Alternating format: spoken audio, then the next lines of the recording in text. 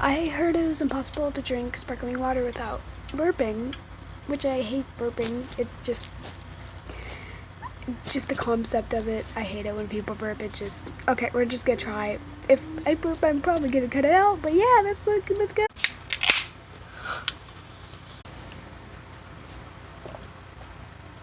It's so hard to drink. It's gonna take me a while to drink, so I'll come back after. I've barely drank any and I already want to burp.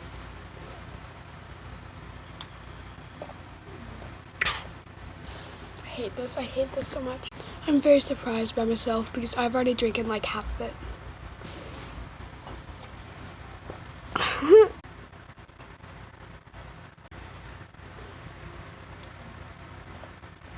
I'm so surprised I haven't burped yet. I burped, and yes, this is sparkling water.